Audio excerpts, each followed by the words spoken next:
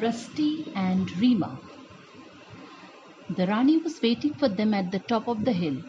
Poppet tried to sneak away, but her left arm shot out and followed him as he ran. There appeared to be no limit to the extent to which it grew. The claws gripped Poppet by the collar.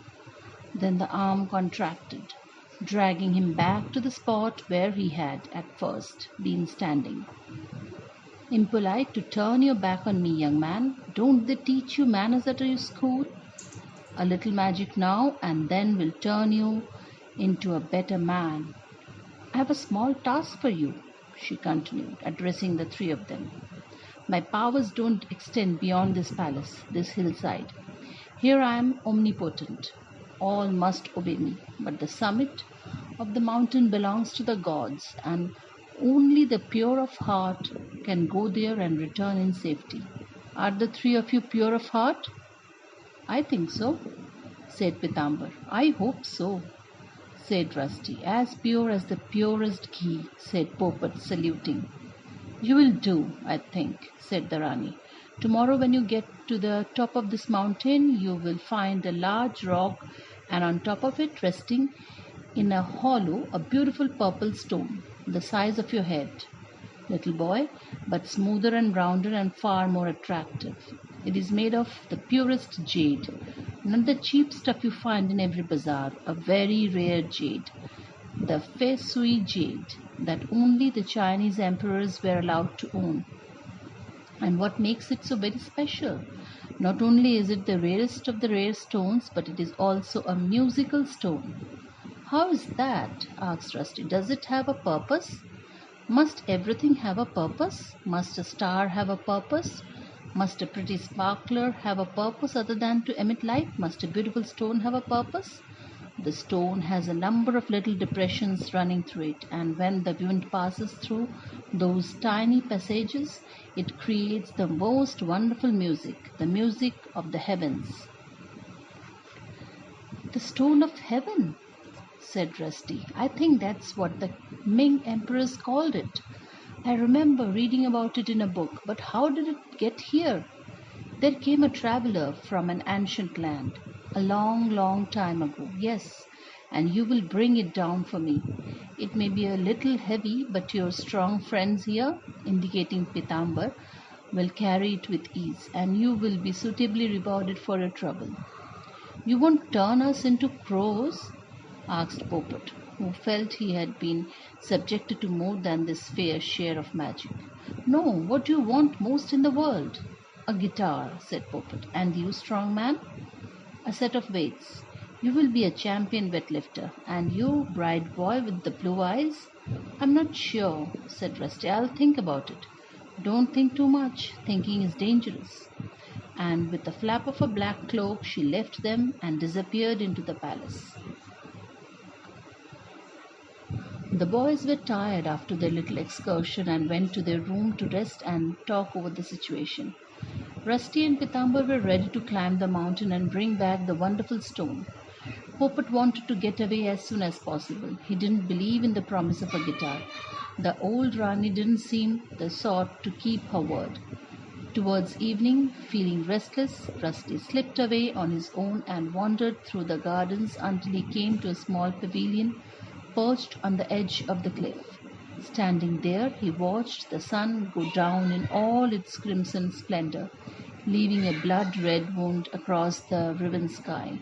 The crows and the other birds had settled down for the night. A deep silence fell upon the mountain.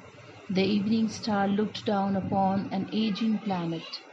The air was suddenly filled with the scent of roses, and standing beside Rusty, almost as though she had come from nowhere, was Princess Rima. A white rose glimmered in her long black tresses. There was starlight in her eyes, the nectar of passion flowers on her lips. Rusty had never seen anyone so beautiful. He couldn't be sure if she was real. Don't you feel lonely here? He asked her. Have you no companions apart from that old Rani? I have never known company, so I do not miss it. She touched him gently on the cheek. You can stay here if you like. You could be my companion. I could not stay here for long, cut off from the rest of the world. I want to be a writer, I want to travel, I want to be famous. Then this palace is not for you. There is no fame to be found here, only endless mountains and the empty sky. It is a place for wild creatures, leopards and wild lilies.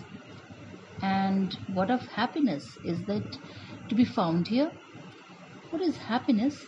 Tell me. It is like being in love. And what is love? He took her hand and kissed it. Kissed the soft palm of her hand and then her fingers one by one. She laughed with delight. Even if it isn't love, it makes me happy. Come with us then. Leave this place and come with us. I will do my best to make you happy. He kissed her gently on the lips. She returned the kiss, not passionately, but with the innocence of a child kissing a loving friend. I cannot come with you, she said. Perhaps some other time, but I will give you something of mine, and in keeping it you will have me beside you. She took a small mirror from the folds of her dress and gave it to Rusty. Look into it, she said. He looked into the little hand mirror and saw his own reflection. What do you see? She asked. My own stupid face. Look again, she said. Rusty looked again. This time he saw her face in the mirror. Keep it safely, she said, and then I will be safe. She took his hand and kissed it in the way he had kissed hers. I must go now. We will meet again tomorrow. She glided away as lithe and graceful as a cat. Princess, called Rusty. Princess Rima, wait! But she had vanished into the darkness, and only the starlight remained. A musical stone. At first light, a cock crowed somewhere, probably down in the dwarf's colony. A pair of pigeons who had made a nest in the skylight welcomed the dawn with some mellow exchanges. Then the crows woke up, demanding breakfast, and their clamor drowned out all other sounds. The boys were up and away before the sun was up. They did not want to see the Rani first thing in the morning. It would have spoiled the day for them. So they stuffed some fruit and boiled potatoes into their backpacks and set out for the summit of the mountain. It was a steep, winding path, and as they went higher, the air grew thinner, and they found themselves gasping for air. After an hour of climbing, they sat down on a grassy slope to rest. They were hungry too. Mostly bananas, said Pitambar, emptying his bag. I'll settle for a banana, said Rusty. I could even eat a crow. I'll stick to potatoes, said Popat. They are good with a little salt. Let's play a game, said Rusty. What's your favorite food? Hot jalebis, said Popat. What's yours? Hot pakoras, said Rusty. Not bad. What about Pitambar? Hot chapatis with lots of butter. Wah wah, said Rusty. 10 out of 10. Now think of all these favorite foods while I enjoy my banana. Rusty finished a banana. It is full of potassium, he told himself. Monkeys eat them all the time. So what did it taste like? Asked Popat. Just like fish and chips, said Rusty. How's your potato? Just like rasmalai. And my banana tastes like a banana, said Pitambar, who was the least imaginative of the three. Let's get on with the climb. They were soon among the clouds and it began to drizzle. Then Rusty felt a snowflake on his cheek, another on the tip of his nose. Light snow drifted onto Popat's tousled hair. Pitambar brushed off some of his shoulders. Where is this coming from? He asked. It's snowing, said Rusty, who had experienced snowfall in Shimla. The Hera wasn't cold enough for the snow, but at this altitude it could snow, even in the summer. Snow? Exclaimed Popat. I always wanted to see snow. Your wish is granted, said Rusty. And the clouds and the magic mountain obliged. It came down quite heavily, and soon the hillside was covered with a mantle of white. They were above the tree line now, but small bushes and stunted juniper trees stood out like ghostly sentinels. Don't stop now, said Rusty, or we might never reach the summit. They struggled on manfully, their feet crunching on the fresh snow. Popat made a snowball, flung it at Rusty, missed, and caught Pitambar on the nose. In return, he received a volley on his behind that sent him sprawling. "Snow fights later," said Rusty. "Let's go to the top first." One final effort more, and they were there. It's an exhilarating feeling to get to the top of a mountain after a strenuous climb. You're on the top of the world, almost literally, and the valleys and mountain ranges are spread out before you, and for a short while you are the master of it all. The earth, as far as the horizon, belongs to you. "Look!" exclaimed Poppet, "a playing field!" It was actually a flat, round stretch of open grassland, oval-shaped, rather like a cricket field. They could see fresh grass under the snow. "It's a crater," said Rusty, "but over the years it must have filled up with earth and rocks. Deep down inside it must be boiling." "Will it erupt?" asked Poppet. "Well, yesterday you felt a tremor, and now it's rumbling," said Pitamba. There was indeed a rumbling sound emanating from the depths of the mountain. It was like the sound of approaching thunder. A pair of foxes sprang out from a bush and fled the scene. "Maybe the snow will keep it cool," said Poppet hopefully. He stepped onto the grassy oval. It was soft and springy, and it had stopped snowing. The cloud moved on, and the sun came out.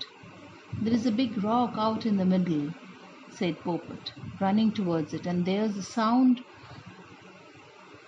a round stone resting upon it. I can hear music." In spite of continuous rumbling from the mountain, the sound of strange music came to them across the flat stretch of land. It was like the sound of many violins, but muted by the wind whistling. A plaintive melody, part oriental, part occidental. As the wind ran through the little grottos in the stone, the music rose and fell in tune with the elements. And from the apertures in the stone, tiny clouds issued forth, floating away into the sky. It was truly a beautiful stone, lovely to behold, lovely to listen to, lovely to touch. A wonderful stone from heaven. But where was it destined to go? Before the boys could cross the open space between them and the stone, a figure appeared behind the rock, picked up the stone, and held it high above his head, as though in supplication to the gods. "It's Black Hat!" cried Poppet, stepping backwards in surprise and alarm. He was the last person they had expected to see, but he had come for the Fesui stone, either of his own volition or on behalf of someone else. "What do you want with the stone?" called Rusty. Black Hat held it aloft. "There is only one of its kind, and I intend to have it. I always wanted it. That's why I followed you here. It will fetch a fortune in Hong Kong." Pitamba stepped forward as though he would tackle Black Hat, but Rusty pulled him back. The ground beneath them was shaking violently. Suddenly the center of the crater gave way. Yellowish vapors rose from the surface as it melted and disappeared into the void, taking with it the rock, Black Hat, and the musical stone. Black Hat cried out in fear, and the stone cried out in anguish. It was as though 100 violins cried out together. The open crater yawned before them, and Black Hat went screaming into the boiling cauldron.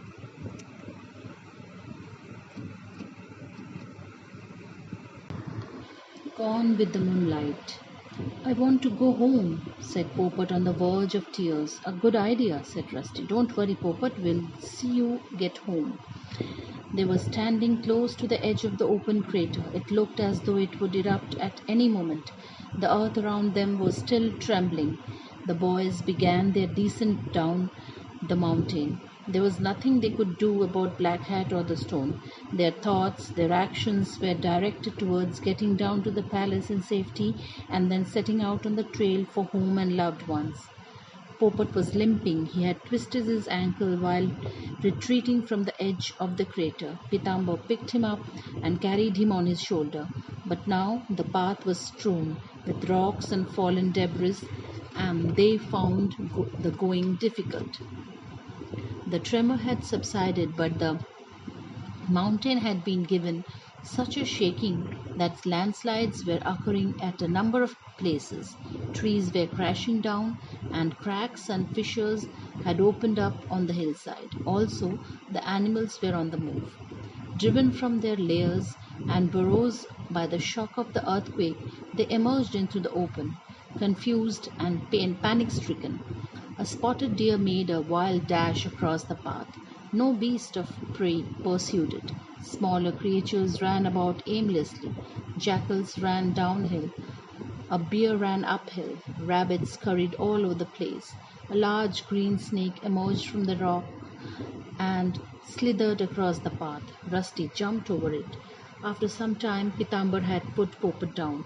My turn to carry you, said Rusty. No, I'll hop along with a little help, said Poppet. The two bigger boys supported him and they made their progress. But then the path disappeared. An avalanche had swept it away. They had to retrace their steps and look for an alternative route above the point where the landslide had begun. You have to go up before you can come down, said Poppet philosophically. Is that physics or mathematics?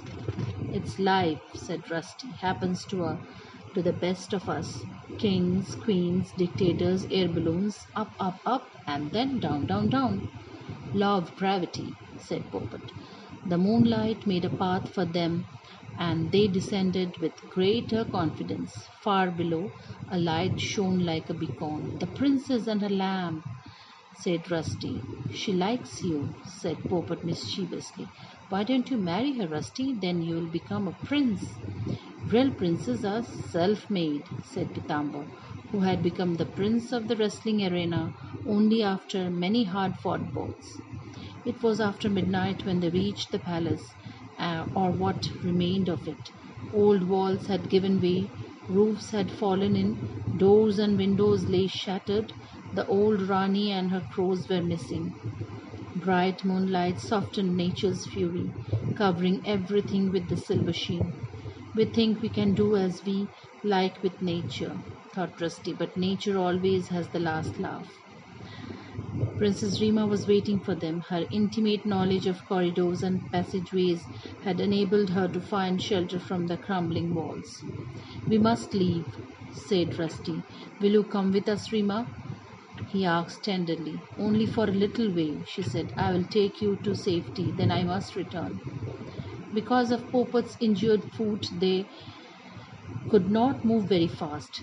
The regular path had led down from the palace had disappeared in the landslide, but instead of leading the boys into the open, Rima took them down a narrow passage which ended in what appeared to be a dead end, a blank wall without doors or windows, but set into the floor was a trap door. It hasn't been opened for years, she said. It will need some strength. Pitambar stepped forward, took a hold of the rusted handle and pulled up the lid. Steps ran down into the depths of this underground tunnel. This is a secret tunnel into the old silver mines, said Rima. But it will take you out onto the other side of the mountain, if it hasn't already collapsed, said Rusty. But let's give it a try. You go first, said Poppet. But Rima went first, lighting her lamp again, for no moonlight penetrated the dark vault. She took the limping Poppet by the hand, and this seemed to calm him. Presently the passage opened out, and in the lamplight the boys were amazed to see that the walls on either side were made of silver. They were stunned into silence. 5-10 minutes they trudged through the tunnel of silver. More often than once they stumbled over skeletons lying in the dust, silver dust that lay thick on the ground. No one has been here for 100 years, said Rima. These men died because they were imprisoned down here. And how old are you? Said Poppet. You don't look 100. Rima smiled but said nothing. Will you open these mines again? Asked Rusty. They are closed forever. After you leave, they will not be seen again. The passage narrowed, and then they emerged onto the moonlit hillside. They looked up at the magic mountain. Ribbons of crimson lava slipped over the ruin of the crater and moved slowly down the mountain slope. Go to the village of the dwarves, she said. They will put you on the road to the river. Aren't you coming with us? Asked Poppet. Come with us, insisted Rusty. We will keep you like a princess. Yes, come, said Pitambar, but she smiled and backed away. Rusty followed her to the opening in the hillside. Dawn is breaking, said Rima. I must go. Forget that crazy old Rani and come with us. Rusty stepped forward and took Rima in his arms. She did not resist.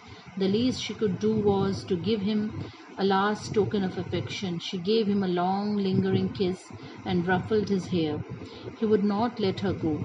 Then she looked over his shoulder and sighed. The sky grows lighter. The sun will soon be up. Forget the sun and come with us. Look, she exclaimed and pointed towards the east. Rusty turned his head to look at the rosy glow in the early morning sky. When he turned to look at her again, she had changed. As the first ray of sunlight fell across her face, she cried out. But it was not her voice. It was the voice of the old Rani.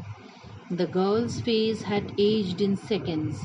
The skin had coarsened, become almost reptilian. Her eyes were now yellow. Her hair had changed from black to white and straggled untidily about her shoulders. Her nose protruded like a beak of a crow. Talons grew from her twisted hands. She clawed at Rusty, dragging him towards her. I can't help it, she cried out. It's the curse of time. We thought we had cheated the time with our spells and potions. You can stay young forever, she promised, but only after sunset. By the day you'll grow old and ugly like me. No, protested Rusty. You can't be two people, not at the same time. We are all two people, all the time. Where is Rima? Gone, gone with the moonlight, gone with the stars. As he wrenched himself from her embrace, she gave a desperate cry, lunged after him, but lost her footing and fell to the ground. Rusty did not linger there even for a minute. Horrified, he fled from the strange, enchanted place, ran downhill, followed by his friends, stumbling and afraid. When they had gone some way downhill, they stopped and looked back at the palace. Now ringed by the belt of molten silver, there was no sign of the old Rani, but he thought he heard her cry out, my stone, you did not bring my musical stone." People in a dream. Once they had left the restless, trembling mountain behind, everything went quite smoothly for the boys. Some of the dwarf people saw them across the river. They had to cross it by means of swaying rope bridge, which looked rather precarious. "You go first," said Poppet, offering Pitambar the privilege of taking the risk. "The lightest go first," said Rusty. But Pitambar did not hesitate. The bridge held firm, and he was across it in a few bounds. The little people left them there and returned to their homes, which had escaped the worst of the earthquake. Small timbered houses survived shocks better than tall brick buildings, and in any case they had nowhere else to go. The boys trekked down the valley for 7 or 8 miles before coming to an army outpost, where they were given food and shelter. The officer in charge of the outpost then put them on a jeep and sent them to Ambala, a road journey of 6 to 7 hours. They spent the night in an army barrack, recounting their experience to all who would listen and believe them. But the quake had been felt all across the range. Witch Mountain had been rumbling for many years. The commanding officer took one look at Pitambar and suggested he join the force, and Pitambar said he would think about it after he got home. "What about me?" asked Poppet. "Don't you want me in the army?" The colonel looked him up and down. "Can you cook?" he asked. "No, sir," said Poppet, "but I can make up a good menu."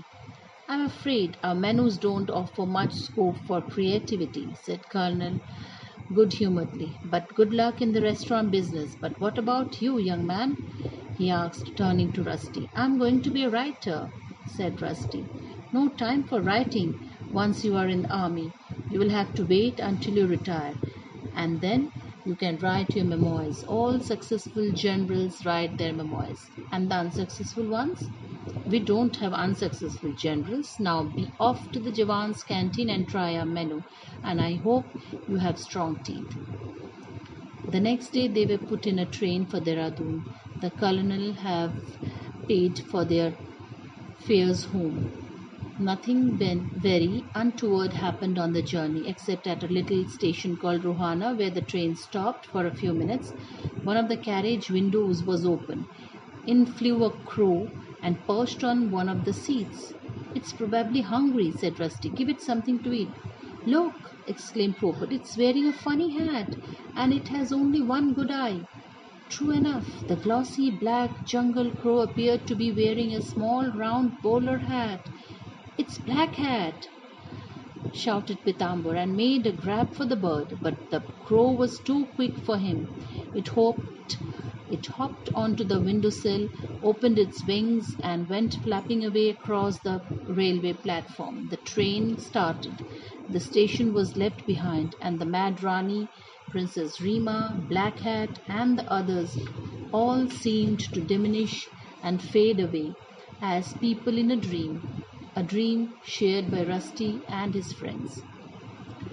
A week later, Poppet was absorbed in his school books, prepared for an exam. "Do we come into this world simply to take exams all the time?" he asked querulously. "Well, you can join the army like Pitambar," replied Rusty. "They have exams too." "Not all the time. Sometimes there is a war, and then there isn't time for exams." Pitambar had gone to the nearest recruiting center and joined one of the mountain regiments. One day he would be an army wrestling champion, if not a general. And Rusty wandered about here and there, unable to make up his mind regarding what to do with himself now that his school days were over. One day, when he was clearing out his backpack, a little mirror fell out. It was the mirror Princess Rima had given him. He sat down at his desk and looked into the mirror. Nothing there. "Don't look by day," he reminded himself. That evening he picked it up again and looked into it. He thought he saw someone in it, a figure walking into the distance, walking away from him. He waited for some time, hoping the person would turn around so that he could see her face, but she did not show her face. Instead, he caught a brief glimpse of a leopard loping away into the forest. And perhaps it was just as well that he did not see anyone, for they were as people in a dream, changing from one moment to the next. Rusty pulled a battered old typewriter towards him, slipped in a blank sheet of typing paper, and began writing this story. He did not get very far with it. There was a tap on the window, and Poppet poked his head in. "What are you doing, Rusty?" "Trying to describe you, put you into words." "Why bother when I am here right next to you? Stop dreaming about the mountain and your violet-eyed princess. I know something better to do." "What's that?" "In half an hour the chart shop opens. Are you coming with me?" "I haven't any money." "I have got some. We are friends, aren't we?" "Yes, Poppet, friends forever." They mounted the same bicycle, Rusty pedaling, and rode off towards the clock tower and the chart shop and a different kind of adventure. Sometimes Rusty couldn't be certain if their adventures had been real or just a crazy dream. But whenever he examined his armpit in the mirror, he saw the scar where the strange black cat had drawn blood from his flesh. And the scar was shaped like the tongue of a cat.